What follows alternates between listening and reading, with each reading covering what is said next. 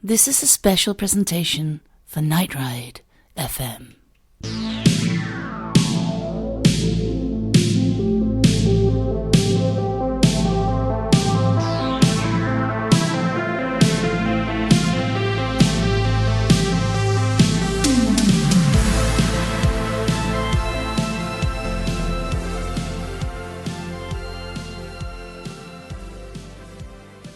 All right, good evening, ladies and gentlemen. My name is Dennis G, and I'm here virtually with a room of some fine people. We have, of course, the Mr. Z stepping in to help us out here, and he is a big fan of the group who we were about to interview, who just happens to be a band called Night Leather. So we would like to welcome everyone, whoever's listening.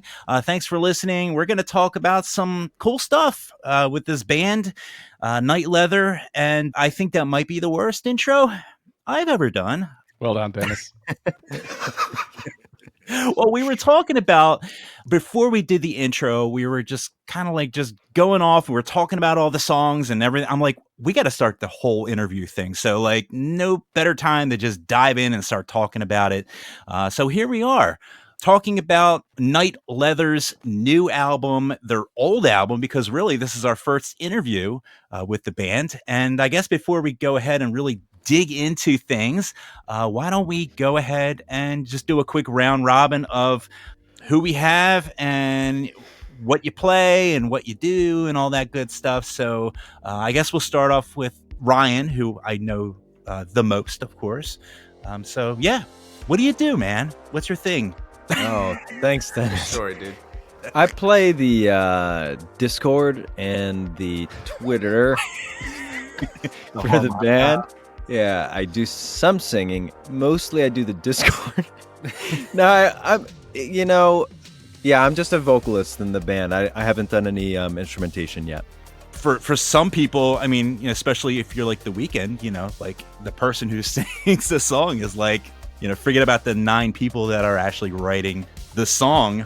It's about that one guy who sings, and he's the guy. He's I the man. appreciate that, Dennis, but you know what? We all sing in the group, so I just, I don't feel special. I don't feel special. So you're just a little bit less special. That's okay. You could say I'm expendable. Yeah. Mm-hmm. So actually, that's their nickname for me. Hey, Mr. Expendable. Yeah. So real quick before we go into some of the other members, I mean, you guys do have so many vocalists. Like, I feel like it's like just a very eclectic mix of vocalists and styles, and that really is reflective in your entire existence as a band. I feel like that is what makes you cool, and that's what really sells it to me. Like when I listen to your music, I'm like, this is great because it's so much influenced by so many different things. It's really hard to pin down. It is.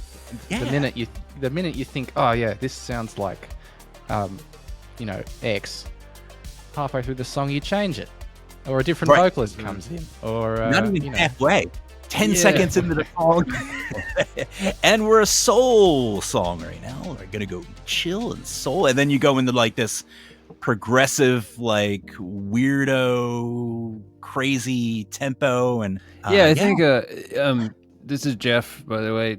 I do like a lot of the production stuff with the actual music, but it's a good thing and a kind of a bad thing sometimes, but maybe a bad thing. I don't know. I mean, it's just part of the process. It's part of the fun for us, I think, is to sort of follow this feeling as opposed to strictly setting guidelines to stick to one type of idea or thought or like a rigid thought process. So it can be kind of jarring, I think, for a listener sometimes, and it might be a big turnoff, but at the same time, this is just, I don't know, this is how we do our thing. So it's a lot of fun. It's probably reflective of our listening habits too. I mean, if you looked at our our Spotify playlist and stuff, it's a little delirious, I guess, going from genre to genre. We should have you do one of those or share one of those to pair with the interview. That'd be interesting. Ooh, that'd be nice. All right, so we've had Matt, and we've had Jeff, and we've had Ryan. Well, we don't know what Matt does yet. Yeah, Matt, what do you do, man? the hell do I do? I do some vocals, some lyrics, some other instrumentation from time to time. Everything kind of starts off in Jeff's lab in Somerville, New Jersey, and he sends some demos around, and we complain about stuff, we gripe, we say, why did you do this? Can you change that? And he says, no. At the end of the day, though, I mean, it's, you know, a lot of feedback on mixes. I, you know, play guitar on a few tracks here and there, some MIDI, different instrumentation, some samples, but, you know, I'm not going to act in any way like I'm responsible kind of for the origin of a lot of these, musically, at least a lot of these tracks. That all kind of starts with Jeff. Are you providing the lower register vocals? Yes, yeah, the you know, the come on Barbie, let's go party kind of stuff. Yeah, Because if you look at his Spotify playlist, it's just that song, like it's a lot of Aqua. Yeah, It's best of Aqua. You can say he's drenched. His playlist is drenched. No, so I am the lower register in the group. You know, we've got our earth, wind, water, and fire. Yeah, so that makes. Oh no, you've got the female vocal. I was gonna say this is Ryan, the top line, the expendable Barbie. one. Yeah, Totally. I'm the one either on the lower end of the spectrum in like Hello or like No Joy, which you guys have heard, or the higher end, doing higher stuff in like Mirror, tracks like that. Yeah, Ryan's you mentioned No Joy, and I had some stuff to say about No Joy. But before, probably not on our list, but I'm gonna say it anyway. Before we move on, I also wanted to not to interrupt anybody. I wanted to introduce Vic because she's not here. Obviously, she's in Paris, but Victoire Oberkampf, she is an essential part of Night Leather for sure. She just kicks ass. So she's amazing. Yeah. Well, awesome. I think to follow on from that, how did that matchup come about from Paris? Yeah, she had actually lived in New York for a bit of time with a mutual friend of all of ours, another guy named Matt, and they were good buddies, but she is actually sort of an indie folk singer that was performing a lot of acoustic stuff out live, and we had crossed paths kind of musically, and Matt and myself and her had a project before this, an electronic project called Frank Blood that we Matt Ryan, that is, not this Matt. Can we just talk about Frank Blood for 5 seconds? Can we just talk about Matt Ryan for a while? You guys got to know this guy. There's a lot of Matts and Ryans in our world, so they're all pretty much, Jeff's thinking about changing his name as well. Yeah. To Matt or Ryan? Both. Probably both, I think, at the same time. Jeff, Matt Ryan. Yeah. Matt Ryan, I love that. Listening to that album, which was such a treat when I spoke to Ryan, he's like, oh, you got to check out this other thing too. Vic does vocals on this and that. And I listened to it, and it was like such a treat because I fell in love with Night Leather, with your album, your initial album, which you do have the new one coming out, which we'll talk about that as well. But when you turned me on the Frank Blood, I was like, this is just great. It felt like almost like a precursor to the Night Leather stuff. And for sure. Yep. It was just so funky and fresh, and I just loved the rhythm that it just put out, the vibe that it put out.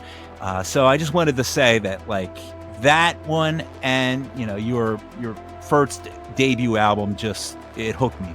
Awesome. Thank you. Thanks, man. Yeah. Thank you. Yeah, I think I left the old review on Bandcamp, but when the first album came out, I was stuck, which it's not very often for me to get stuck on an album, especially with how much music I suppose I'm obligated to listen to. You listen to a lot. Essentially obligated. Yeah. But I was stuck on that one. And that was at a time when all the hype was around Perturbator's latest, which was also a trip into the darkwave territory. Oh, cool. But instead of listening to that, I still don't think I've listened to it through. I was on Night Leather on repeat, so awesome. there you go. And then he turned it on me. He's like, you got to listen to this band. And I'm like, okay. Do I have to? Like, you don't pay me to listen to this band. It's funny, Fuck you, Dad. Usually, though, like, Z knows my tastes, and when he does recommend somebody, he kind of knows. He's like, you're gonna love this, and I just gave it a spin, and I was blown away. There are so many different elements about the album that it spoke to me, and it's just my kind of vibe. It's got so many different sounds to it, and me being from New Jersey, maybe I kind of felt it a little bit more than maybe some other people, I don't know. But I hear a lot of that, I don't want to say like Jersey vibe, because what the hell is a Jersey vibe? But I really feel like especially the first track, which might be one of the reasons why maybe it didn't really register with Zeal as much, which was Hello, which is the intro track. To me, it sounded like an old Bon Pantano going to the Jersey Shore, kind of funky, right. Earth, Wind, and Fire. Like, you know, we're going to the shore and we're going to have some fun and, you know, dancing to the oldies, you know, and it had that soulful sound. And I'm like, who the hell is doing that nowadays? Like, there's like maybe a couple bands that like that's just their thing, like Nathaniel Radcliffe and the Night Sweats, you know, like that's his thing, you know. But you guys are like, we got this a little bit of synthwave, we got a little bit of dark disco, we have the dark wave, of course, and they were like, oh, let's just throw some soul in there too. And like it almost felt like it was just kind of like, we'll just toss that in. But like, you nailed it. Like, I feel like you nailed that vibe. And it was something that I really haven't heard up until this day. Like, is that just that Jersey vibe? I don't know. Maybe it's just like, you know, like mom's cookies. You know, you love mom's cookies. You know, no one makes better cookies than mom. And look, all that's not to say I didn't like the track either. Like, I love the intro track. Just as a package, it was like the rest of the songs were like very different. That's why we had to put it either first or last. Just the first track, they'd have no idea of what, direction the album went in. You know. Yeah. And I mean, I guess my question to you guys is like, when you hear that, is that like, as a listener, I guess, are you kind of like, I'm gonna shut this off now, or is it like, I'm kind of curious to see? We're doing some market research right now. It's say you're into the synthy stuff, like and see, I'm only doing it because I'm imagining a normal listener too, and I could be completely wrong. But if you're into the synthy stuff and you play Hello, you're probably a bit hesitant about all of it, because it's like it's a bit. Oh yeah, What? A bit noisy. You're thinking goodbye. It's not dark wave. It's not new wave. Yep. But if you're into synthy stuff and you play a track like, you know, Hotel Bar or Safe Word, and even New Darkwave if you're into that, darker, you know, if you're into Darkwave, then you get it as a synth thing, because especially like halfway through Safe Word when the dark disco stuff kicks in, you're like, oh. And I think the album's one that grows on you too after the first listen a lot. There's a lot of replayability there. The trick would be getting the first listen to just give it a go. Sure. I think the first listen could be challenging, but it is also very replayable. I've found over the last few. I think that's I appreciate that. I mean, I think that's such a cool. Honestly, I think I'd rather take that as a takeaway more so than anything else. I have to say, I would prefer that too. Like if I was putting out music. I have to say, some of my favorite albums, I think, in my life and kind of growing up and stuff. I mean, I was so kind of off-put by a lot of stuff. Not a lot of stuff, but, you know, sort of hearing an album for the first time and kind of being like, I don't know what I think about this, and kind of discarding it for a while and then really kind of enjoying it more and more as time goes on. So I think that's really cool. So, yeah, appreciate that. For me, Bowie is a lot like that. It took me a really long time, and I would just hear people talk about how David Bowie is a genius, and, you know, I wasn't the biggest Bowie fan back then, and then I was like, I just gotta just start. I need to know, like, what is it that everyone is like saying, you know, he's a genius and, you know, is one of the greatest artists that ever lived. But, you know, with Bowie, I feel like it actually took me just sitting down and saying, all right, I just need to really clear my head. I need to listen to this at a different time. Don't listen to it when you're like running off to work or something like that, and you're not able to pay attention to the music. And I've had a couple evenings where I can just sit back, put the headphones on, and just let the Bowie come over you, you know? And I did. And I think that after doing that, I finally understood a lot of these groups. And not just music, it's movies, it's games and stuff like that, whatever medium you really want to look at. There's certain things that'll just instantly grab you. There's other things that it just grows on you. And I think that is a huge factor with your music, because on a surface, I can see a lot of people saying, this intro, it's not for me, or I don't know what they're doing. Like, this is just too weird.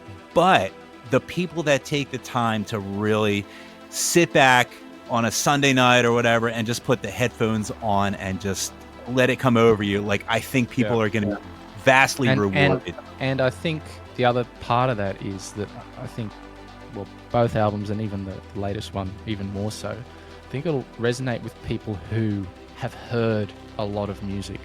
They're almost bored by most things. Yes. Like, especially in synthwave. Like, people that just have heard the same thing over and over will listen to it and it'll be refreshing.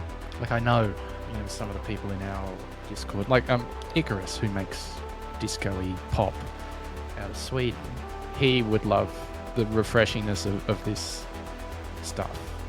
It's probably a function of it being a bit more complex compositionally and, quite progressive too. So how many like crazy time signatures do you even have in your music? Because I am blown away. Like, I listen to your stuff and you've got like all this like syncopation, these broken beats, like you're doing things on like 5/4, 3/4, 12/9. Like, it's just like every time I listen to it, it feels like a roller coaster. I feel like I've been put on a roller coaster when I listen to your stuff, because you never know when like you're expecting a beat and it's just like, no, this is the part where it goes on a roller coaster blindfolded, I think.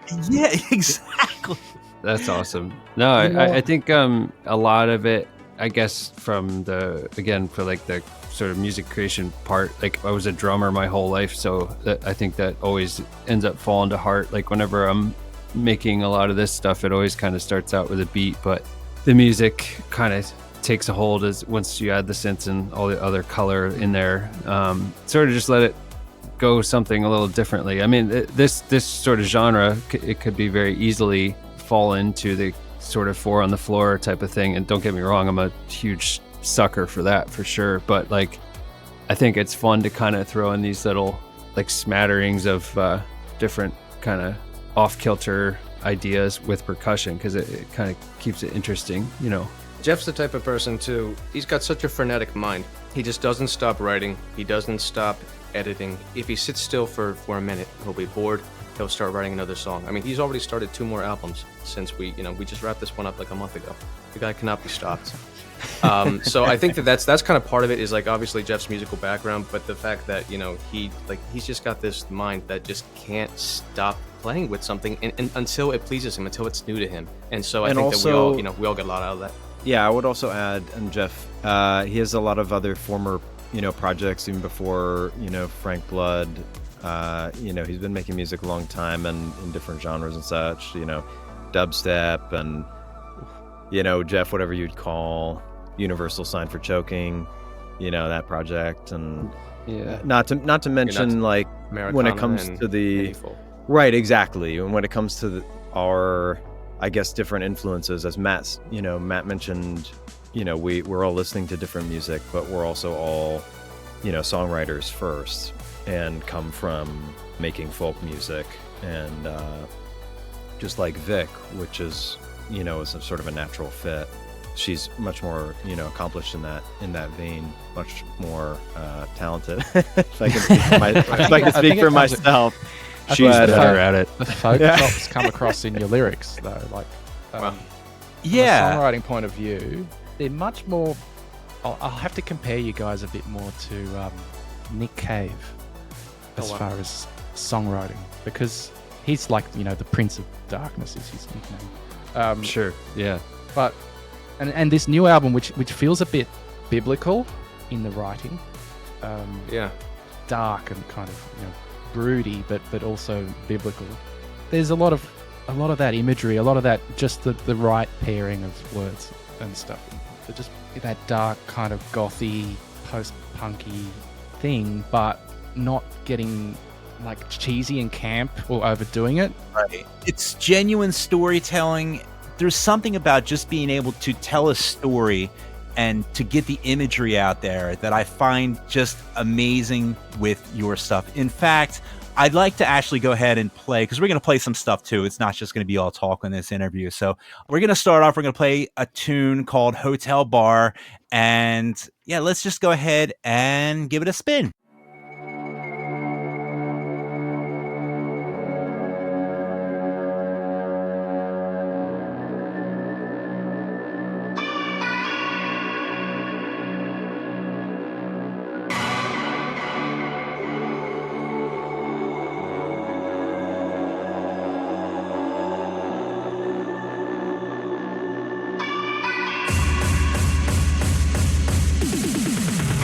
My lover awaits outside the checkpoint by the garage. She said you'd do this for me, and I'll follow you like espionage above the water's sink.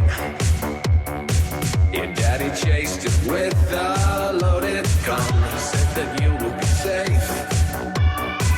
Shut that door and lock it. I run from this town, wrapped by a girl, the palm of her hand and a menu at twirl. I got lost in the thrill of escape, the small vice of being chased.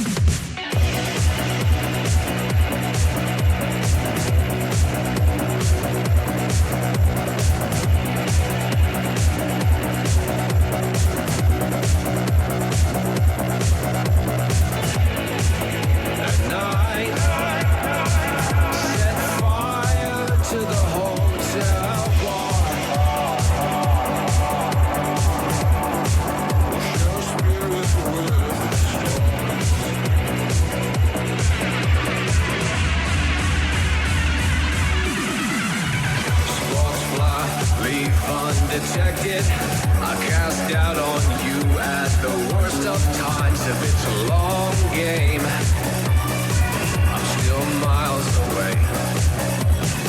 Now mistrust is shaking this train. We've gone off the rails one too many times and said some strong things. So it goes, I can't take that back, it's a game. Plan, do you want to do business? Do you want to do business now?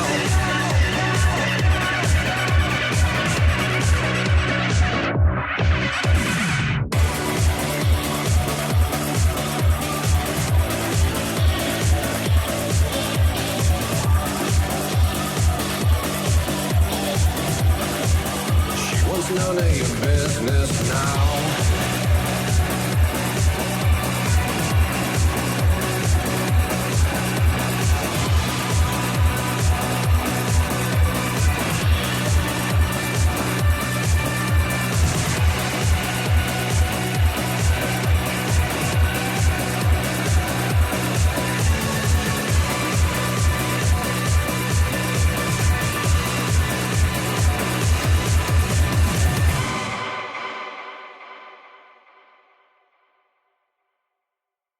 To me, it almost feels like poetry, where a lot of the stuff really, do you have anything that rhymes? I feel like none of it rhymes. And I think that's amazing. Yeah, I think it's definitely some different kind of rhyme schemes on that one. I mean, I have a creative writing background and written a lot of poetry, and maybe at one point thought I was going to do that more in my life, and ended up kind of, gravitating more towards songwriting, where I was able to kind of do it in a really fun way and an engaging way. And no, it means a lot that you would even notice that it would register with you. Because obviously through the context of like a fun kind of like dark wave goth rock kind of song like that, it's a real pleasure to get to work some of those other lyrical elements in like that. And as far as the content and the story, I mean, I've definitely been working on my kind of storytelling with a lot of these songs through this group. And this I think that was actually the first song that I wrote with Night Leather. Was Jeff had the outline of the track together. There was a certain melody that really immediately popped in my mind and was able to just kind of kept playing with that over a month or two until I really felt like I had it in a good spot, and just kind of, building on it with the harmonies and all that. And in terms of the story, I mean, just, kind of building up to, I don't know, just kind of this love story that, that kind of with this pent up energy and thinking everything's going to be so perfect and falling apart, just kind of taking little moments from my life, some little, kind of vignettes, and piecing it all together for a story like that, that, I'm really grateful that you feel the way you do about it. And I hope other folks do too, that it kind of, resonates with them. And I don't know, I'm just really humbled that you even say that. It's so, particularly Hotel Bar, it's so dense as far as imagery. You've got it written in a way that there's just so much imagery in a very few words. Like, your mother was a saint, your daddy chased her with a loaded gun. I mean, that's dark, and just, 2 lines, and it set the whole tone of the rest of the song. And I'll follow you like espionage. I mean, who writes like that? Yeah, I mean, I remember that. Yeah, that was Matt's first vocal contribution with Night Leather, and yeah, I mean, I was like, I didn't know what to really expect from this project at all. I kind of had an idea of what the direction I wanted to go in, but Matt just like, oh my god, he like drove the freaking nail into the coffin. It was so perfectly done, perfectly executed. So I knew as soon as that track came to fruition, I was like, all right, where this is the direction we're going. It's like a Night of Darkness, the lyrics in that song. Yeah, that's awesome. Thank you. And yeah, the other line is that always gets me is from the track Isle, dripping fantasy from her skin. That's, I think so. Yeah, just a great line. Awesome. Is that Hereafter? Hereafter, yeah, not Isle. Oh yes, Hereafter. Yeah, no worries. Yeah. We'll play that one as well. I kind of wanted to play. I figured you want we to play all of them, don't you, Dennis? I know, but yeah, it'd be like a 3-hour interview.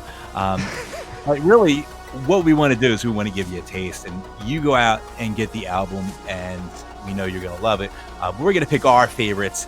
My favorite was Hotel and Isle and Hereafter, which we just bing bam boom we talked about. I think we're all in kind of agreement, at least me and Z. I feel like we kind of look, Hereafter was one that crept up on me as far as being a favorite. I think on the first listen, I think I even put it in the review initially, was Safe Word, because it was just that kind of dark wave banger, that's that vibe. But the other ones crept up on me, especially Hereafter.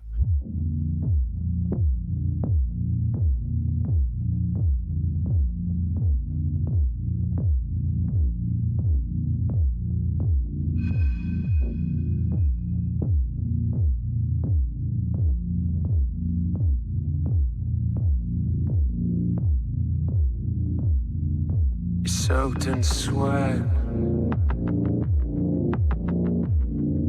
the lights are red. You can't tell I miss you.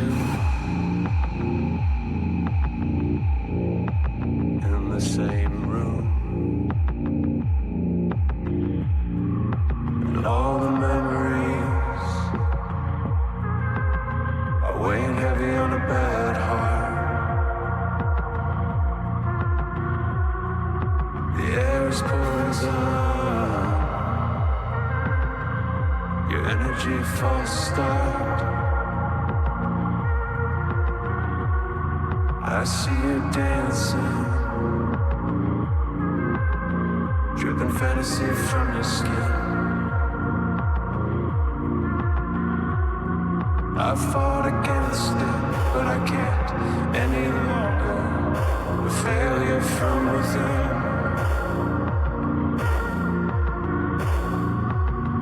Alone in heaven,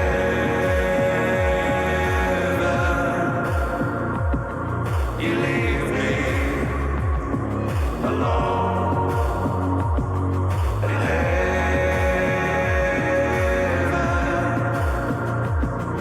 you leave me alone.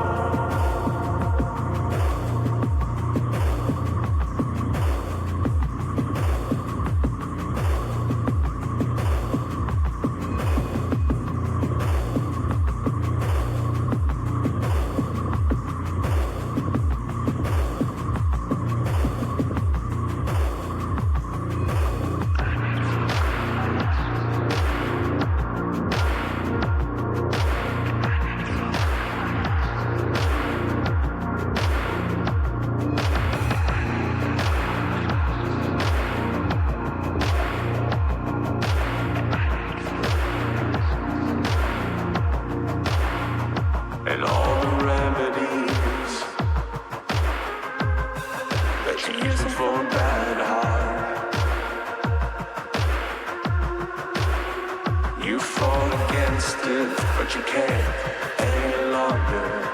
You're tearing it all apart. Alone.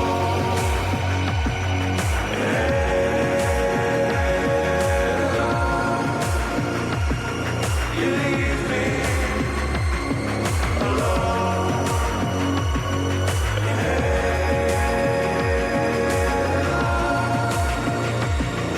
You leave me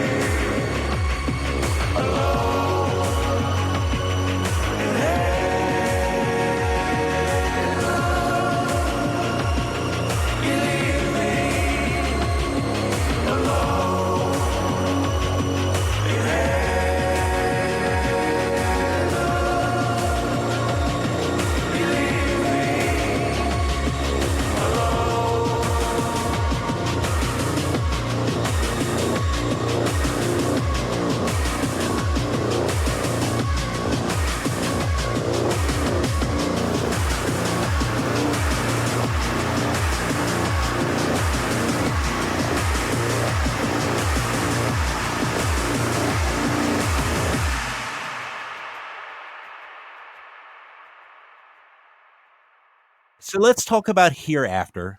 One of the things that I think is really great about that song is, again, with the deep lyrics, the imagery. And this is a Jeff song, by the way. So this is Jeff wrote those. I think other than I might have changed up like one whispered line, but this is like 99.9% Well, there Jeff you go. The lyrics. And so- songwriting talent is well shared, I think. yeah, yeah. Yeah.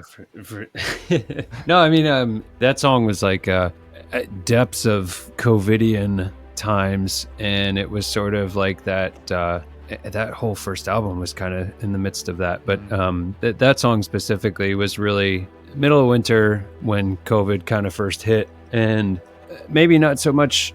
I mean, I hate to literally and figuratively plug ideas into, the lyrics and stuff, but I guess it was sort of just trying to encapsulate this, like, I guess like a longing, really deep longing feeling for, I don't know, just missing somebody so much that, and sort of realizing you're kind of stuck in this, whatever you might call heaven or hell, dependent on what lens you're looking through. But yeah, I think that was kind of the feel, sort of like an anti-dance song, but this thumping kind of heartbeat in the back, as a, I kind of love that you put it that way, because when I first heard your demo of it, like You Leave Me Alone in Heaven, it kind of sounds like this relationship didn't blossom like it was supposed to. You've left me alone where we could have been, right? Sure, yeah. And I guess, but there's also, like as far as like you leave me alone, I think there's just a few different ways of kind of interpreting it, and that seems to usually make for the a beauty more of powerful it too. song. And yeah, the multiple interpretation avenue is always going to be the more powerful, really. If things are a bit mysterious, which they definitely are, and it stops stuff getting a bit too camp and the mystery and saying less is more. Leave the space between.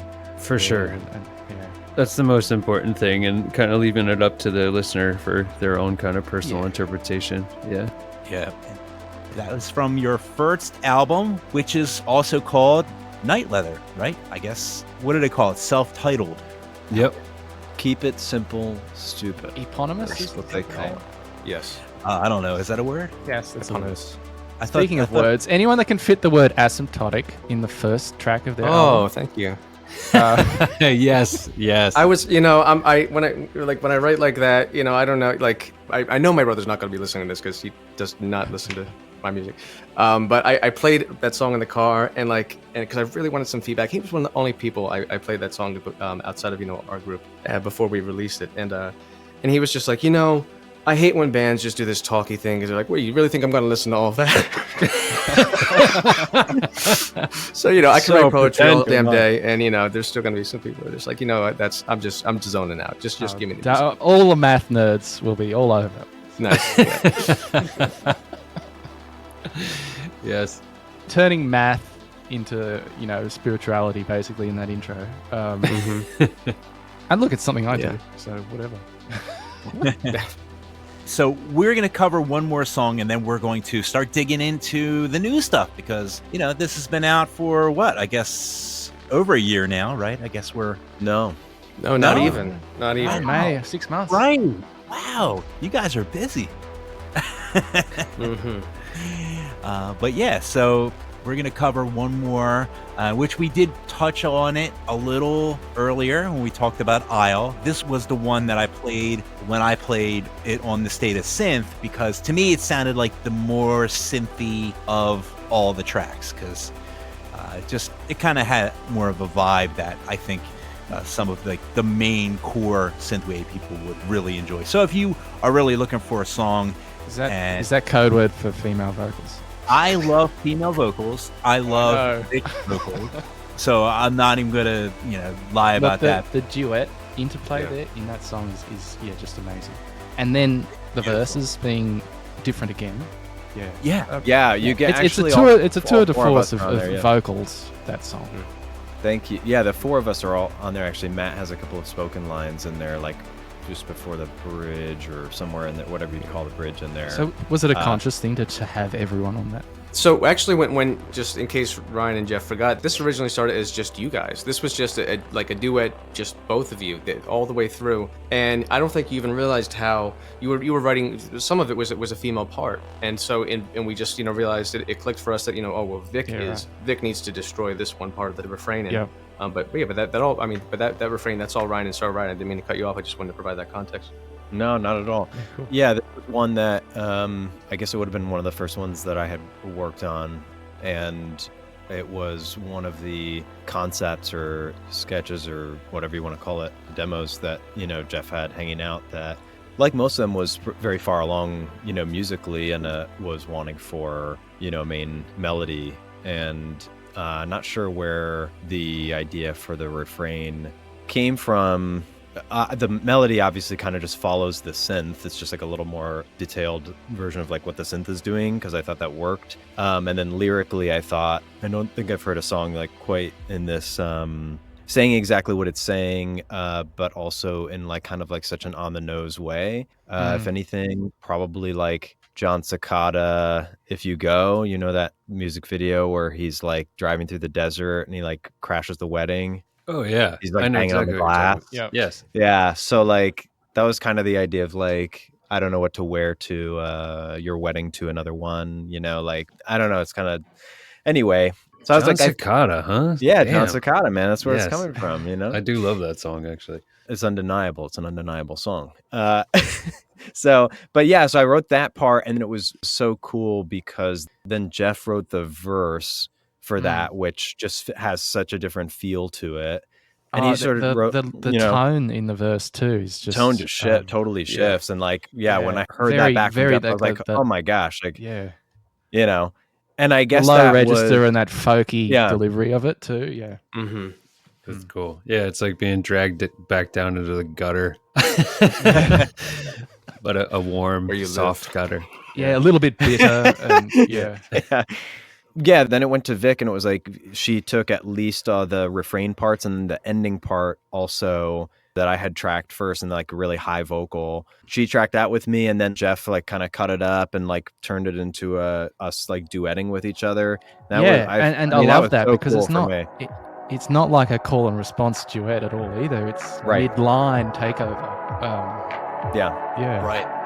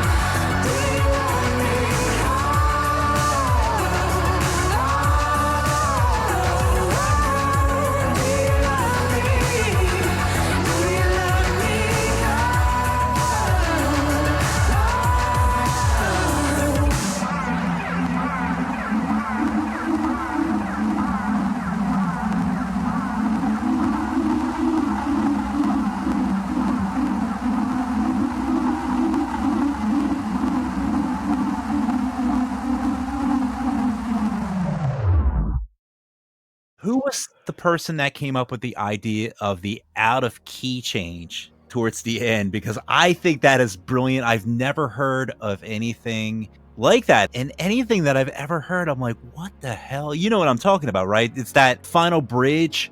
The It's broken some note. crazy minor scale. Yes. and Oh make yeah, it yeah, feel totally. like, Yep. I've I know mentioned exactly- it before, I know think. Yeah. music. It's on the. I think it's on the word because, like because. Yes. Yes. It's Yeah. broken. It is. Yes. It yeah. just sounds. It's out of place, but it works because there's so much Totally. emotion in it. Yeah. Absolutely. And you know what? Ryan wanted very much to get rid of that, and I absolutely. Well, I wanted to refused. retake it. I wanted to do it better, but Yeah, you can't. I mean, it's something like that type of line and delivery. It sucks all the retaking it over and over. It just sucks out all the. That's the famous painter would say it was a happy accident. So. I won't say it was accidental. But You were really proud of that note. For you wanted at us. first, You were, and then you got nervous. Then you got nervous and thought, well, people You are could actually going to say hear that. this, and Yeah. we said, stick well, to your no, guns, I just stick to felt your guns, like man. I could take that better or something like that. But I'll just say even more broadly, like part of the fun of this project, for me, again, Matt mentioned that, Jeff sort of started this off musically, and then, Matt and I sort of joined in and have been doing, sharing some of the songwriting and bringing vocals to it and lyrics to it and everything.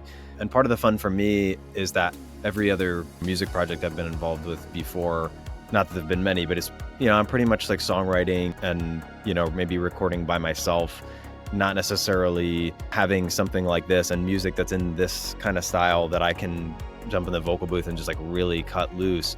And so when it, was time to track for this album, I have to say, like, I really just kind of let it all hang out and didn't leave anything on the table. And when it came to that, I was like, like when it specifically like that, no, I was like, oh, I'm going to try to do this. Like, and I can either pull it off or I can't. And then I got to feeling like I didn't do it so well. I want to retake it. But I was kind of just doing my best and worst Childish Gambino, No, That's I what that think was. That's what that was. I think it's that. It's one of those memorable parts of a song that stick with you, I think. I think that's my favorite Night Leather-ism, because I feel like I'm going to start calling him like you say Dennis-ism, which we all know what a Dennis-ism is. This is a Night Leather-ism. Dennis, I'm surprised you can even say Dennisism. So. Get canceled for those notices. It's the thing that you do that makes your sound so amazing and engaging. The fact that you break so many rules of, I feel like you break rules. Maybe it all, is perfectly well and fine in the realm of music theory, which I think is a form of wizardry, which I do not know. I think it's like a quantum box where it's just all this probability cloud. That's music. Yeah. It's just this like amazingly intricate woven thing where it makes complete sense on other universes.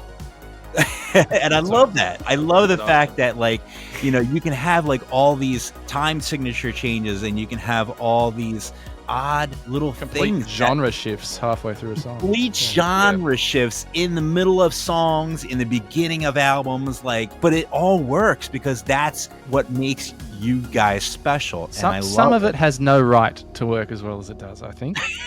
So many people attempt these hybrid genre things. Right. Let alone mashing 5 together or something like that. Yeah. Right. At the risk of sounding really pretentious, we're definitely not thinking of it like that, right? We're not thinking let's do it would be cool to combine these two genres. Like, it'd be great to, do this style and then move into this style. And I think that comes more into Jeff's composition, to start with. And again, his background, writing in different genres and then taking from, different influences that he's had and taking from different things that he's done and tried before and saying as a producer, right? And then saying oh, this, this works, or I like how this sounds with this. And to anyone else, yeah, it might sound like this clashes, or, oh, maybe these two aren't compatible, but when it grooves, it grooves, right? Or when it hits, and Matt and I at least have known Jeff long enough, and then so nothing surprises us per se, or nothing shocks us, and then and then we're throwing our contributions in, or and sometimes our contributions are not just the vocals that we're writing and performing or anything. It might be it's mix notes, and it's arrangement suggestions, and it's that sort of thing. Yeah, I mean, I think I'm thankful to Ryan and Matt and Vic for sure to be able to just kind of slap something in the Dropbox and say, here you go, and they don't just rock and roll with it, which is awesome. But I think all of our music it's a big ask, honestly. It's not like, I guess you could pop it on for whatever, but especially album 2. I mean, our second album is like a huge ask, I think, of people. And it's a little daunting because it's, we're curious to see what people will think, but it could be very much like a door shut on the first listen, which is fine, I would say that I think to the type of people you're appealing to, I think the intro works quite well. The spoken word kicking into that beat and that. Speaking of, we're done with album 1. Let's talk about the new album. Why not? Right, we're right on schedule here with the intro. The intro is spoken word. It's deep, man. It's really deep, and it's long. It's like what? Over it's 5. Deep and also foreboding, and I think it sets up the rest of the album thematically really well. Yeah. Cool. The concept of your final realizations or thoughts before death being your prison forevermore is it's a very compelling beginning to an album. And Matt again took it to the next level for sure with that one. It was like and we were reluctant to actually put that as the opener, and then I'm glad that we did. Yeah, it originally wasn't. We had a different track list probably until like a week or two before we actually submitted it. Yeah, I guess a week or two before we submitted it to for distribution. And I think I've got that original track list because you left the metadata. We appreciate you pointing out that edit. Yeah, hopefully we get that corrected. It's cool. Now I can, once it's out on Spotify, I can go and make a playlist of the alternate. Nice. Yes. Only you'll have it. Yeah.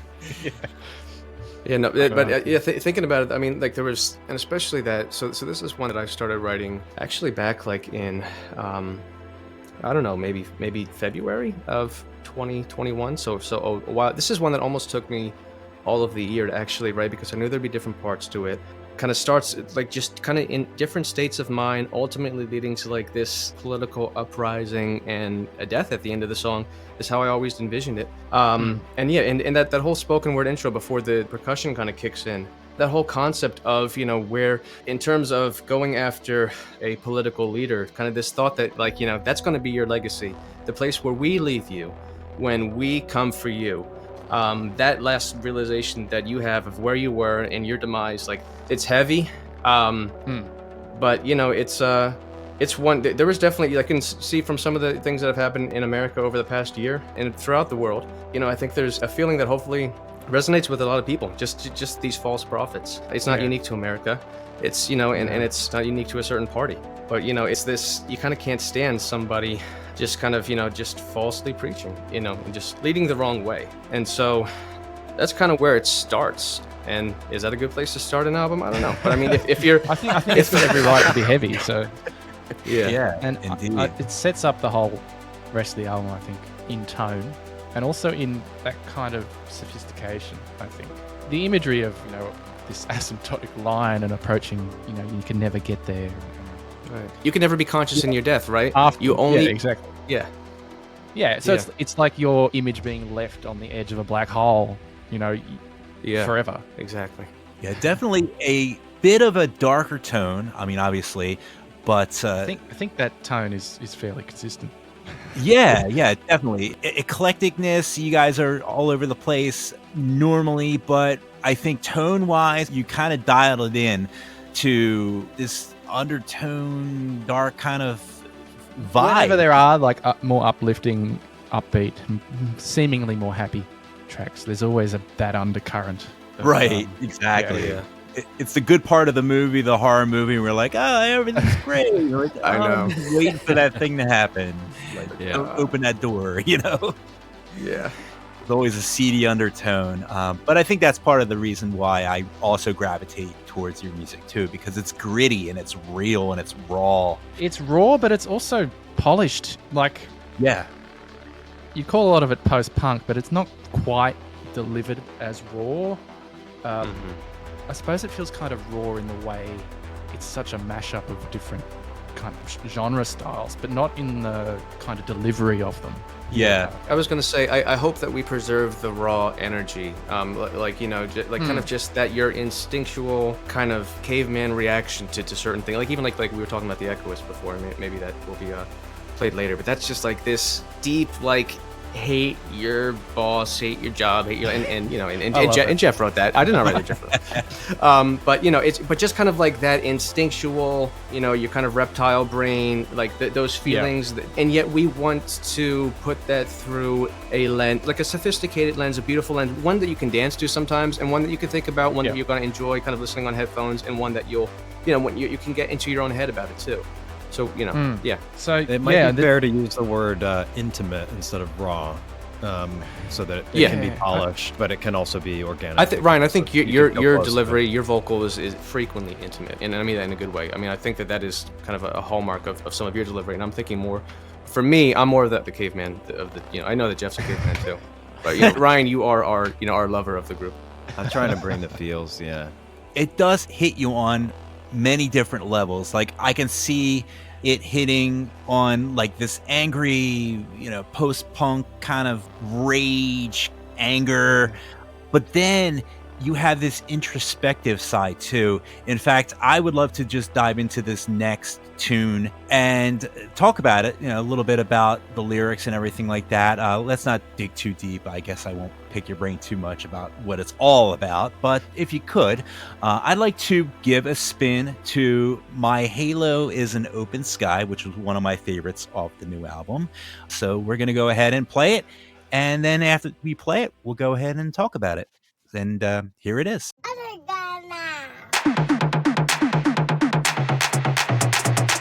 Describe your fear in 10 words or less. Coming down from that mountain, jettisoned in the parking lot. Picture of you on the VCR. We endured nuclear winter. While the radiators glow.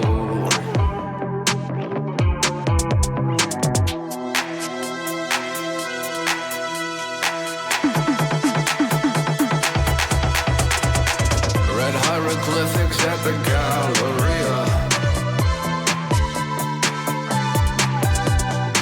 Lost all my consciousness and felt a new kind of dull. This is in fact the promised land. And you and I are cancer cells, baby, we gotta grow. We'll find something on the way. Next stop's in 20 miles. This part of Virginia reminds me of sirens in a dream.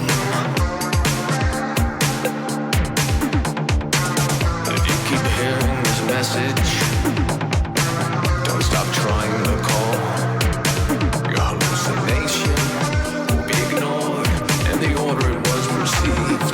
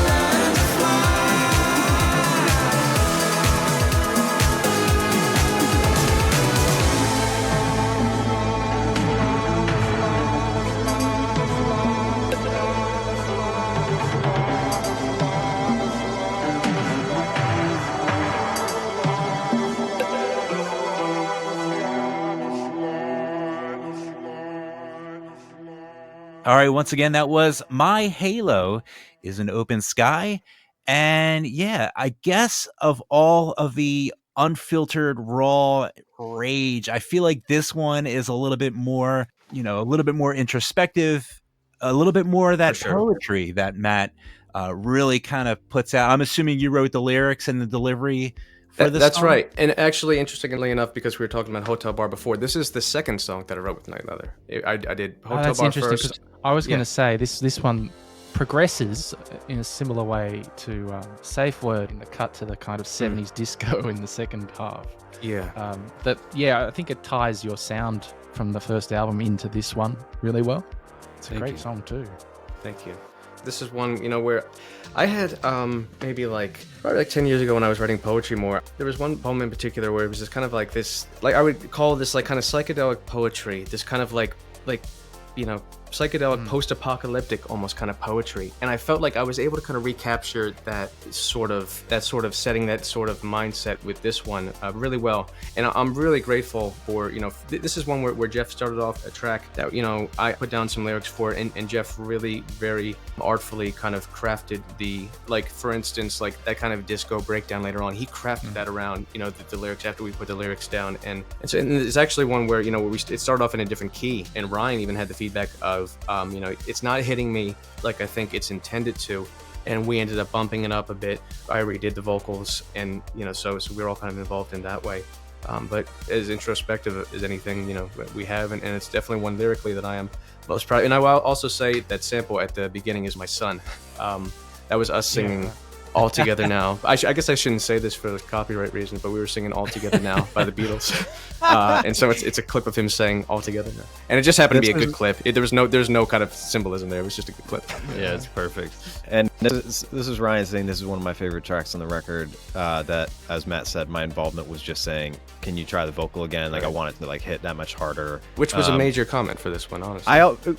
To be fair, but I was like, let's open the album with this is my song that people got to hear. I love this one. Yeah, it's a beautiful song.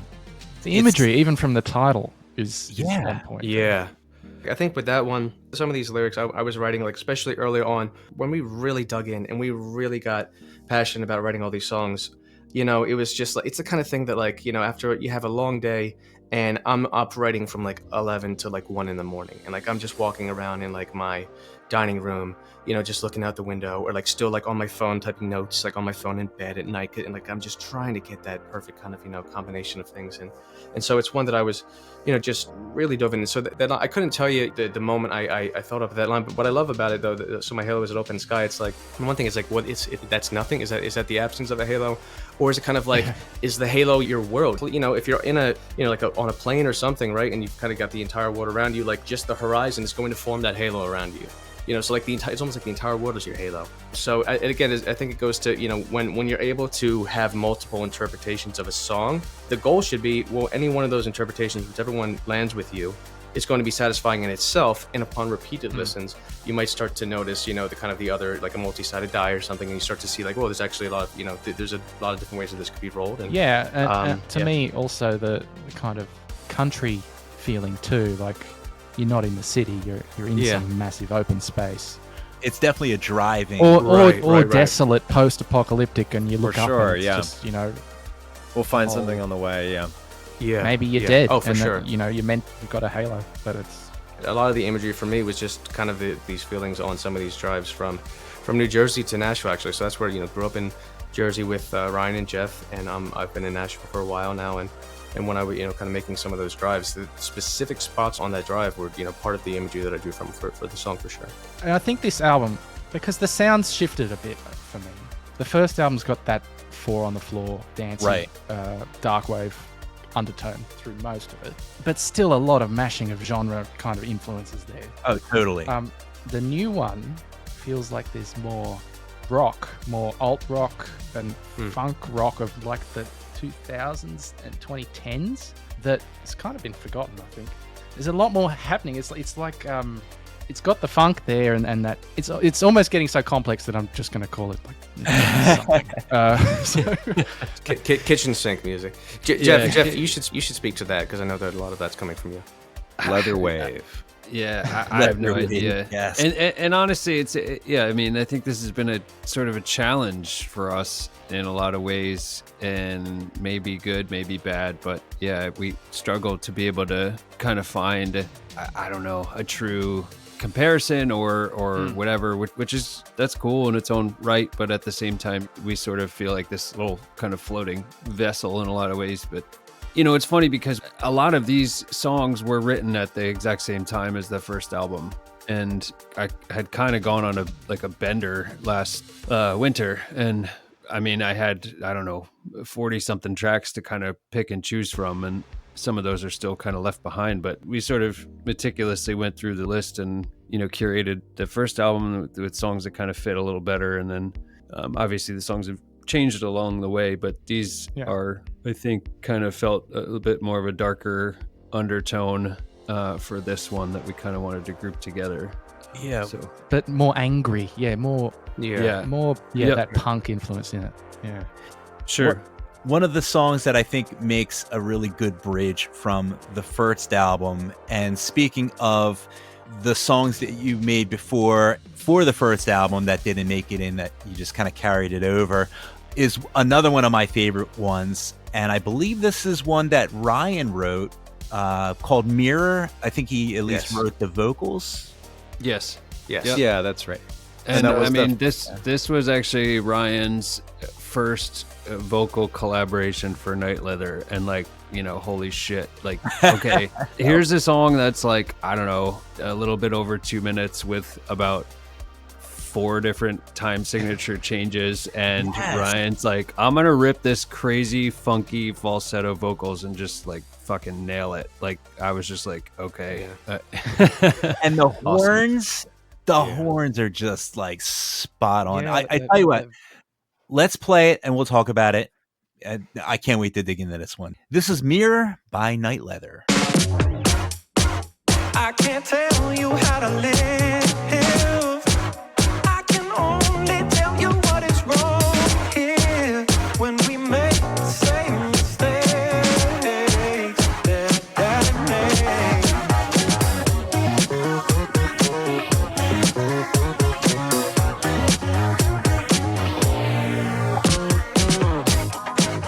And you walked off in the night, 'cause you wanted to feel right.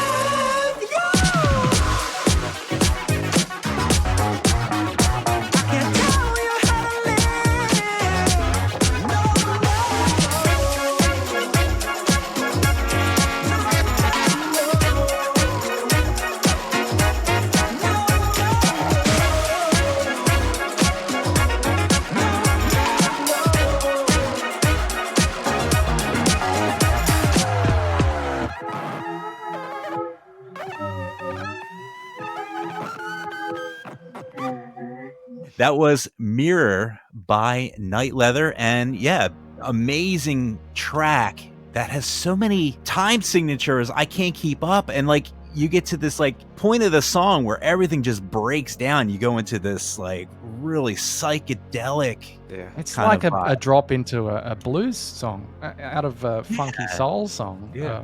I feel like tossed into outer space or something. Yeah, I mean, again, like a lot of these were, I guess, it kind of challenges, like exercises for myself for writing and like production. You know, like I think initially didn't even think this would do or be or anything or come to existence, and then just kind of pushing it a little bit more and kneading it enough to be able to sculpt it into something. But I kind of stuck with a lot of the original ideas that were in there, and just said, fuck it, I'm just gonna. What you're hearing, it was pretty similar to the demo that Jeff originally put together, musically for this, and so we were all kind of blown away when Ryan delivered this incredible vocal performance and really was able to attack each of these really kind of variegated different sections of the song too, and so well. Oh, and then yeah. we ended up, I think some of the structural changes later on were like like Ryan's beautiful comment to like slow down the tempo just a bit toward the end of the song, little sorts of changes like that, but instrumentally it was kind of looked a lot like that from the beginning. Yeah, Yeah, the only thing is that earlier on, Jeff, it was slower. And Tempo was a big thing on this one. Yeah, tempo actually changed quite a bit, and we kind of decided like it needed to sort of be faster to be itself. I think it's been one of our only ones that got a major tempo shift like after we were mostly done writing and recording.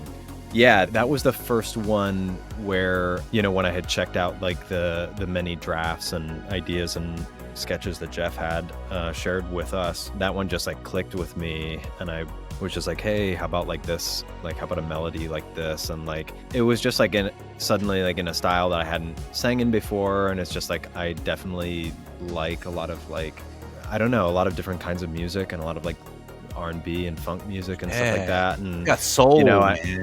I just, I had never like really tried to actually execute, something like that. And just even doing that and then writing that track and actually like recording it really like, I think gave me a lot more confidence to be involved in the project and keep writing other tracks. And it was cool because to me, this is my perspective, it was cool because, I had recorded that one at around the same time I think that Matt, started recording Hotel Bar, and then suddenly we had like a couple songs that felt wildly different from each other, but we have known each other forever and really like each other's songwriting and everything.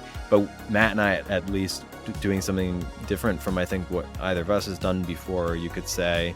We both love and respect each other's music so much that it was kind of like, it was so kind of refreshing to kind of hear some of these songs back to back. And kind of that sharing of different styles is, I never want to listen to myself for too long. I'm sure Ryan, probably feels the same way. And so being able to constantly change it up like that, including with genres and styles, it's been a treat. Oh my gosh, I said early on, I was like, hey, if we're going to keep doing like this and writing like this is really awesome for me because like I want to songwrite and I want to sing and I want to perform, but I don't even want to have to be on every song. I don't even want to have to contribute to every song. Not that we're not all, again, listening to all the mixes and sort of weighing in and, sort of like co-arranging or like sharing ideas and that. It's cool. And maybe it's cheating also to walk around with like one identity as a band, but for me to be like, hey, I'm just like a huge fan of these other Night Leather songs that I didn't have any contributions for really.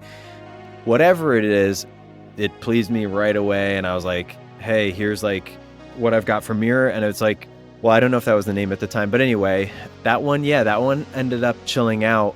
I think it couldn't be on the first album because really it took a while for us to sort of rework it a lot. Yeah, remember that was what we had some what we were considering more like lo-fi songs and some hi-fi songs. Some lo-fi, like it sounded like you were playing them on like a tape cassette, like out of a boombox, like in 1992. Yeah. And Jeff ended up kind of making this one more of a hi-fi sounding to be more consistent with some of the other tracks that we ended up doing, which we thought that was kind of our strength. We thought that they were the production was kind of the most rewarding of the tracks we were doing. And so there were a few songs. Halo was one that started off lo-fi too, and we ended up kind of just Jeff shifted the production to make them more consistent with the Night Leather that now. Yeah, that's right. But I would say Mirror is one that I'm proud of, that I didn't leave anything on the table, and that, I wrote the song I wanted to listen to. I sang the song I wanted to hear and just had a lot of fun with it. Yeah, you nailed it. It's one of my favorites on the album. I love all the shifts and the time signatures. I love the breakdown. I love the funky soul. The horns are just popping. And yeah, so we go from the funk and soul to whatever the hell the Echoist is. I'm kidding. And there it is. There's Nightride. Soulless. It's the soulless. Yeah. Wow. And look, if you're on board for all of that, like, you're a friend. We get each other. Yeah. And we know it's big. Like Jeff said, it's a big ask. We know it's a big ask, and we're gonna have fewer friends because of it. But we do feel it's. I don't know. It's honest, I don't know. It's I think honest. It's genuine. I think you've got more opportunities. You could. I think you do. Fair. There's lots of places you could go to get someone just to listen to it that might be into something way outside of our audience, I suppose. Our audience is fairly broad-minded anyway when it comes to music, typically. For sure. So, yeah, a lot of that. Like, the Echoist is just workplace rage. It's Oh man, this was one of a relatively earlier song that Jeff put together, and I changed a few of the lines in it. But this is one that Jeff wrote, beginning to end, early on. And it may have even been on the table for the first album. We thought, no, it's kind of too, just, there's something not right about it. And Jeff never quite felt right about it. And there were times I was kind of driving into work and just like, I needed that song. It's psychotic. It's actually psychotic. It's It's just a very necessary energy that maybe people aren't, like, sometimes you just need that and it's good for you. And so that is actually one where there were a series of songs, like some of the screaming at the end of Bone Church and all the lyrical delivery for that. So I was just like, Jeff, let me just take it. Let me just like, I'm gonna bring it back. And so I did the vocals on that one, and I made sure that my wife and kids were not home. I went in my our closet and just like screamed like a madman, and like so. But it is that energy. I think it's very relatable. As kind of crazy as the song is, I do think it's a very universal feeling. We've all been there. We've all had them moments. Like, Totally. What is the line about? Don't tell me how to do my job. Don't tell me how to do my job. Don't tell me about how firm my hand. How strong my handshake is. Yeah. I'm like, oh my god, that is like. I know exactly how to do my job. Yeah. Yeah. I know exactly how strong my handshake is. But honestly, that's all Jeff. That's all Jeff. Yeah, but that line itself, I feel like, is not just for a job. I feel like that could be applied to life. That's like the ultimate fuck you to It's to anything anybody. that's like some form of condescension. Totally, against you. 100%. Yeah. Yeah. And I love the Nine Inch Nail reference there. Yeah. Yes. That was one of my contributions, and I don't know. I just felt like that. I needed that in there. Driven through the very foundation of this filthy soul of a shit show. Yeah. Great line. Yeah. We might as well give that one a spin. I think we played, 1, 2... We're going to play about 4 songs from the new album. And anything that we did not cover, you're going to love it. Listen to the whole thing front to back, because there's really not one weak track. It's just got so much diversity. And we'll talk about I keep saying this one's my favorite, but I really do love this next one we're going to play. But right now, let's go ahead and play the Echoist, and we're going to get into a little bit of rage right now.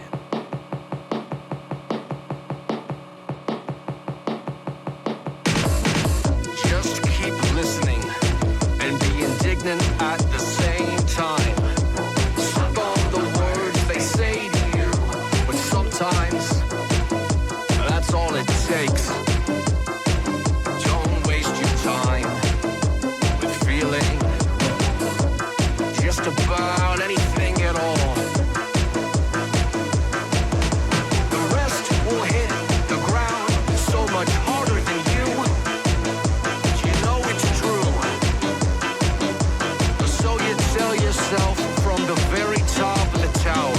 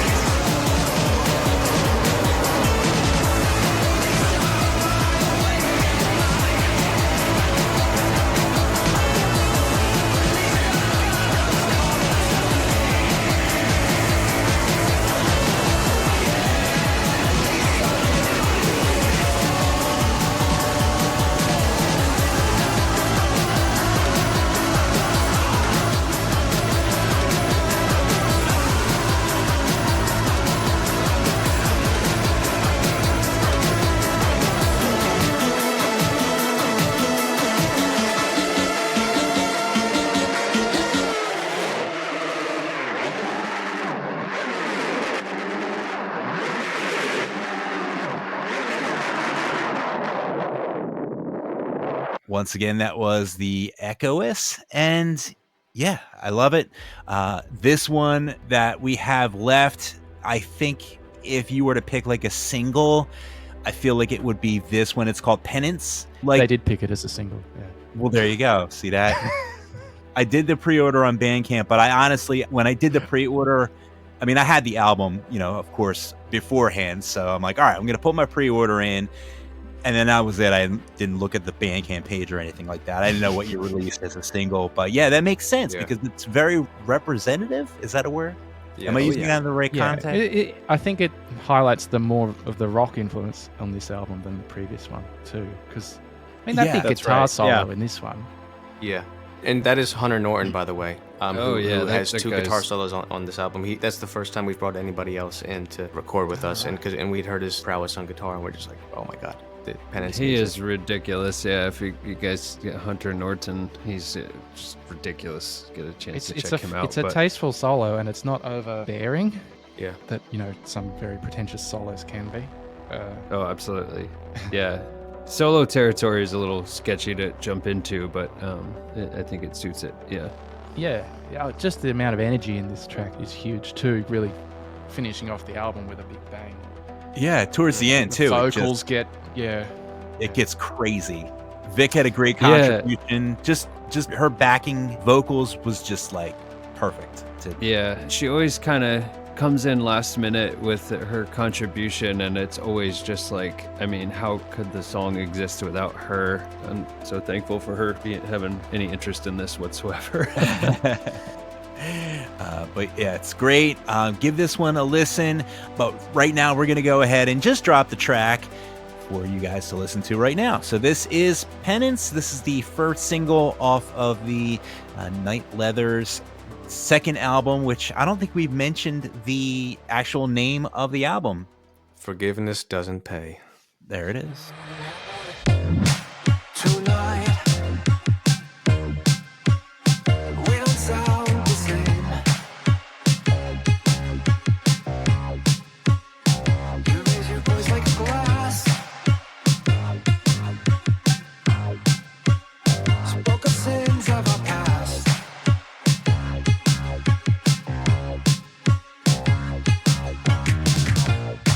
I guess that penance doesn't pay. You get me in the cold. That shit was calculating.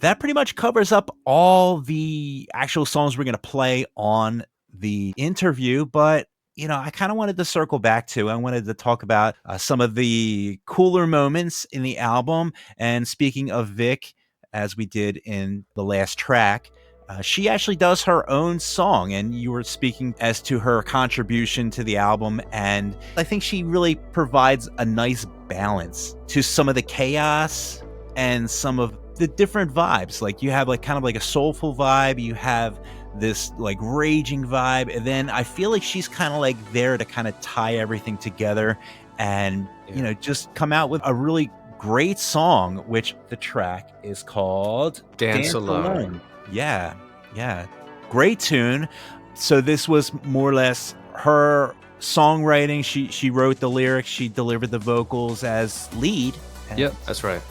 Yeah, this was one that, another one that had kind of, music-wise, structurally had kind of floated around as a demo for quite some time. And we all sort of wanted a part on it. But I really think once we finalized the structure, I think it really had to go to Vic, because she just, it's interesting to pair, a song like Dance Alone with Penance, which we just played, because it two kind of strikingly opposite tracks. Yeah. But this one sort of serves as, it still kind of has like a dark disco kind of. Oh, for sure. Dreamy, ABBA-esque, but darker vibe. Danceable thing. Yeah. Initially, we wanted something that was like nauseatingly bubblegum pop, to the point of like, oh my God, is this like a giant fuck you to somebody listening to this? But I think it settled really nicely where it's at. It's very kind of fun. It's just like have a bunch of fucking beers and dance and whatever. But at the same time, there's a lot of heartbreak in the song, and her delivery especially. She's got very kind of ghostly vocals. So her vocals are amazing. Yeah. Yeah. And I love it. I love the fact that is not a completely in-your-face type of album. That's what I love about it. I love the diversity. I love the eclecticness. And I love the fact that you can just put a very straightforward song. Of course, the lyrics, the subject matter is a little dark, of course, and that's, again, fitting the theme of the entire album. But it's a refreshing change of pace where it ties in the last three songs in the album. I think it just really kind of ties it in. Actually, there's so many changes of pace.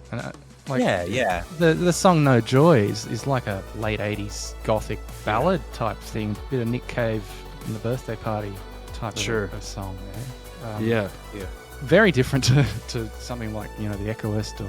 I feel like there's a thread that kind of pulls it all together. I think it really comes down to good songwriting and the fact that you guys have cut your teeth, so to speak, on folk writing and rock and roll and, a lot of your traditional 4/4 beat songwriting structure. You know what I mean? It's not like you're just like, hey, let's just throw a bunch of shit against the wall and see what sticks. Like, you have a method to the madness, which is really what I love. It's the fact that, I will say, like, you have songs that are crazy and all over the place, but really, if you think about it, it's very well thought out.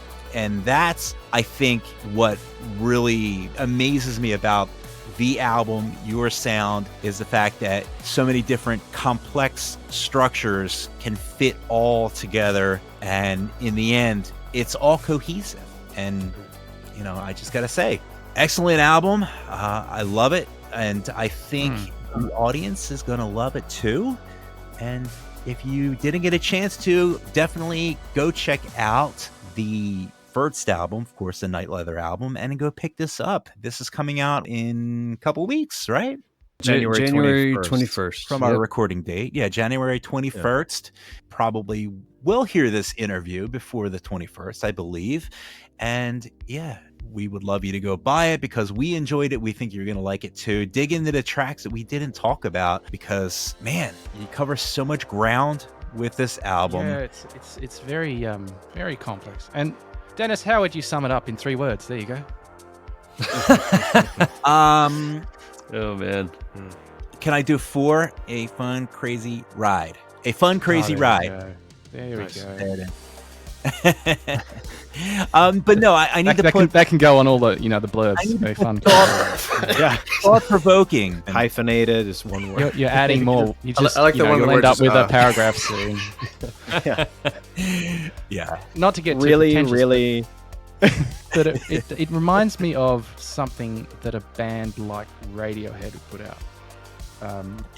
Jeff kept referring to it as like our Kid A, which is not to say that it's anything like on that level, but like just in terms of your initial reception, and hopefully it's something that you will grow to or appreciate upon multiple listens and over time. It's like Radiohead meets Bowie and Nick Cave and then some soul and funky blues stuff too. Yeah. Goes and has a party in a dirty disco basement, and Yep. And then has some weird trip, thinks they died, sees the asymptote, and 100%. Oh I yeah. liked it too. Yeah. and then found a cult. Yep. Right. Yep. And killed their boss. Yeah, I mean, And those Kid- are- very Kid those are Radio. perfect. psycho that thing. First album review right there on the nose. Love it. It's perfect. I think we're going to continue to defy expectations, whatever those might be for the folks that listen to us and enjoy us, and it's always going to be kind of just chasing an energy. And so I think there's a good chance that our next release might be actually the same genre for the entire release, which I know would be like a big whoa, what is Nightride doing? It's going to I be think they bubblegum pop failed. like Aqua, isn't it? some 90s techno. Just been like really that. getting into that 90s Oh, tech. Eurohouse, yeah. Hell yes. yeah, hell yeah. Oh yeah, we are. Like we are no joke, delving- no joke. That might be the next No. little. Yeah. Yeah, I'm down. album 2.5. No, I mean I can say whatever you guys think of, who's listening, who thinks of Night Leather now. You give us a couple months, you might think differently. If you hate that, then give us another few months, and Yeah, we'll you be- might we'll be love back. us. So Oh, look, there's another question that we haven't touched on. What is the possibility of performing these songs live? So I think the chance of Vic making it over to the States for this is 0. But so Ryan and Jeff aren't too far away, and I'm down in Nashville. If Jeff's open to it, because it does have a lot to do with Jeff's kind of setup and what he can manage. But if I'd fly up, drive up, whatever, for a good show or two, wherever that would be. But I could see us doing that, and we all have that kind of musical history together, where I don't think it would take too long for us to give us a couple nights to just rehearse together, and I think that we could do something special. So I'm hopeful if Jeff's open to it. I know Ryan's down, that's why I'm not mentioning Ryan. oh yeah, no, I think there's a strong possibility. I mean, it's a new year. I'm excited for this year for a lot of reasons, especially with this project. So I think I think it would be a great show live. It's the it'd be type a lot of music fun. that lends itself to that a lot, the energy of it. Sure, Yeah, for sure. awesome. Yes. Because I mean, typically synthwave, it's a bit hard for people to put on a big, at least have the energy on stage. A lot of it has to be very much them being Right. Sure. deliberately energetic, behind their own synthesizers and stuff. Yeah. Whereas there's a lot more inherent energy in music, like there's a lot more movement. Yeah. Yeah. Even though Ryan hasn't contributed instrumentation for some of the songs yet. I mean, Ryan plays. Ryan does percussion. Ryan's a beautiful guitarist. Ryan plays bass. So the three of us together, I'm sure, could do something really fun. So there Even we go. if you just take things even more punk rock. Yeah. Yeah, for sure, for sure. I'm ready, man. I'm ready for the mosh pit. Let's bring it And on. Dennis is ready to replace Vic in the band, so I could pull it off. I think I could pull it off. But hey, thanks a lot. I really appreciate you guys, taking the time to talk with us about your new album. I know people are going to love it. It's something that is going to be special to you. No matter what you think about it on the first play, if it doesn't instantly grab you, I think this is one of them albums. Let this one sink into you. I think you're going to absolutely love it, and go out and pick it up. Just blindly buy stuff because we're a cult, and yes, I'm gonna buy it. if Convince me. I'm have to. convinced. I don't know. Ryan, would this be a good time to mention our physical releases coming up? Sure, yeah. Especially if this will air before. Yeah. So Ryan, you should we provide that release detail. it. Sure, absolutely.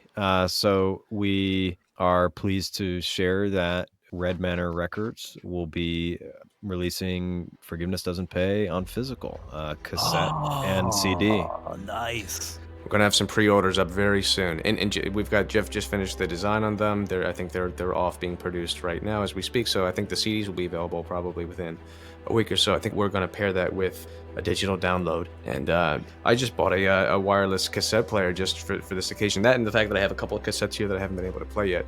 So I look forward to actually, listening to cassettes for the first time in a while. But even still, I think it's just a beautiful piece of art that Jeff put together, and so we're very excited for that physical release. Cassettes will take a little longer than the CDs, but they'll both be orderable or pre-orderable on or around the 21st. There you go, Dennis. You can play it legally in your car. Yeah. Might have to buy it twice because. Oh yeah, No, well, we owe you one. Don't worry about that. we'll send it to you. We'll send you one. I can't wait. So cassettes, CD, we're rocking it. Digital, There's of still course, T-shirts too. and T-shirts. Yes, Got a few left from the first. So I mean, Oh my- I think those went up after One the first remaining. album. Okay, T-shirt. Yeah, we've got a T-shirt. No. I think We've got a triple XL T-shirt. First goes to the first bidder.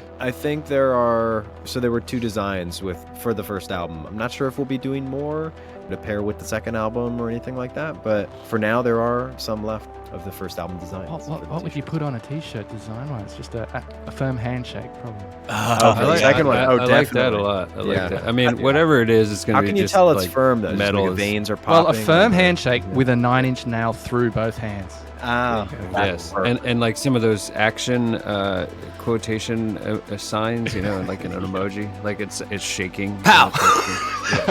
and also a guitar emoji next to it. That's like, Yes. we really like the guitar.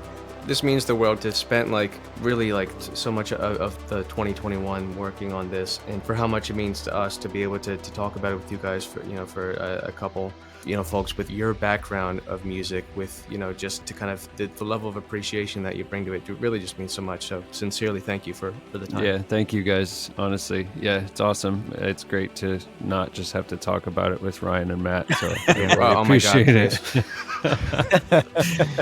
Indeed. Oh, look, it's no problem, and it's always nice to hear out of the box stuff that's refreshing. Everyone makes the jokes about synthwave all being the same, but yeah, it can be very much the same. So I think Every now and then you get something like No. this that. I mean it is a stretch to call much of this album synthwave. There's some synths in it. It's true. Yeah, There's a yeah. wave. That's about it. It's like Asterix wave. There's too many things going on. It's just It's night leather wave. wild Leather card. wave. There it is. Leather wave. Yeah, Leather wave. there you I go. don't know. I don't think there's enough glam rock in it for Yeah. We need more of that. Though. More bondage. Yeah, for sure. Man rock. Yeah, yep. Won't you let me be the one? I wanna be the one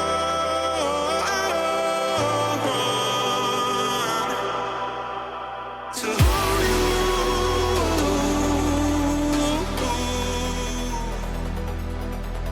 to hold you,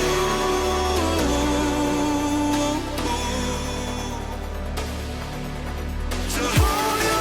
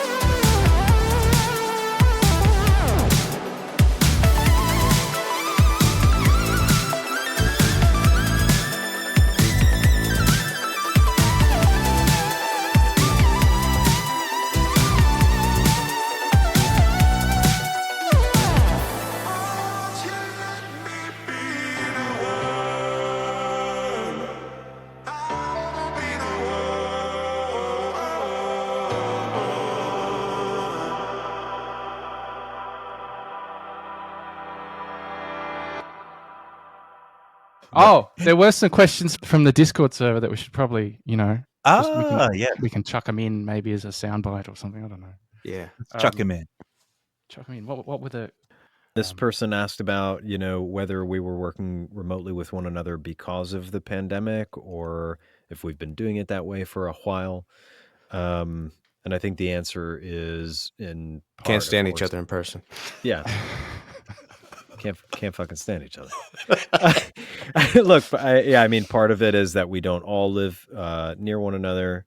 But then also, like, we each have our sort of home studio set up where we're comfortable, at least to do what it is that we're contributing. Like for this project, I'm only doing vocals. I have a little vocal booth, and it's comfortable to do that, at home.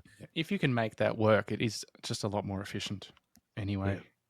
For sure. And for sure. I really can't imagine doing this project with almost anybody else because it's so tied to, like, we have probably over almost like a 20-year history of either writing music together or just being very involved in each other's music, whether through going to each other's shows, what have you. So we're just so on the same wavelength, and to be able to provide, feedback that, like, and I won't speak for Jeff or Ryan, but I mean, I don't have like a music theory background or anything. So it's, some of my comments are to a professional, to like a music theory, specialist or something might be like, what the hell are you talking about? But when I can kind of describe something to Jeff and Ryan and the way that they know where I'm coming from, I'm able to provide an example and they understand just the kind of, relationship that we have with other music that we're all into.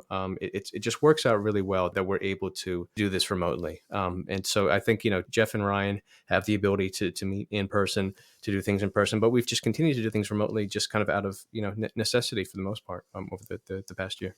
Very good. All right. Did we cover everything? We missed the infamous Mr. Rex Balls' question. Yes. We can't leave Rex Balls out of it.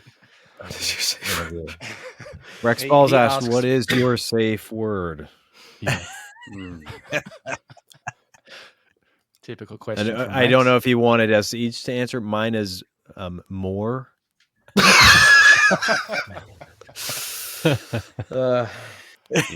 Yeah. Art the Brawler had asked about our inspiration for the song Chariot and shared some nice words about it as well. And Matt and Jeff should talk about that. Yeah.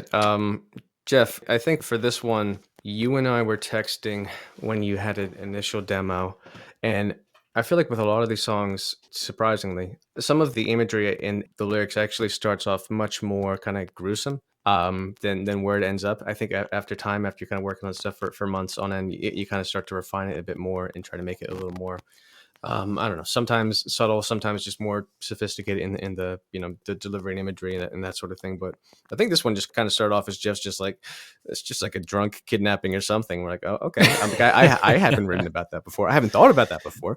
But let's kind of see where it goes. And Yeah.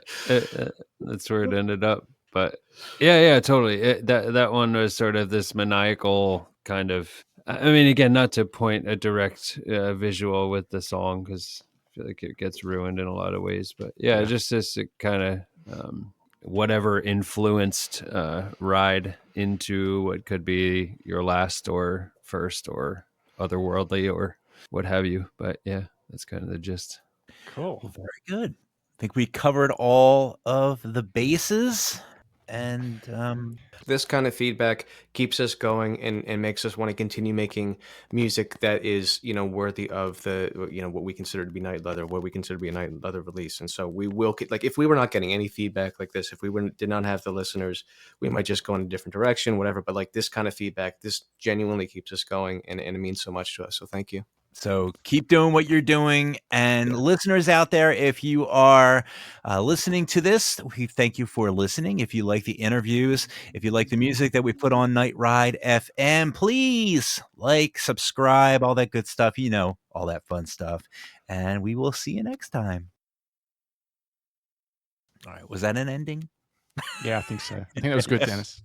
I don't think we needed to sign off. We've rambled. Oh, Yeah, no, I don't know. It just Our interviews are like the classic 80s fade out. We started fading out like an hour ago, You can cut that and put it earlier. The 2-minute fade out.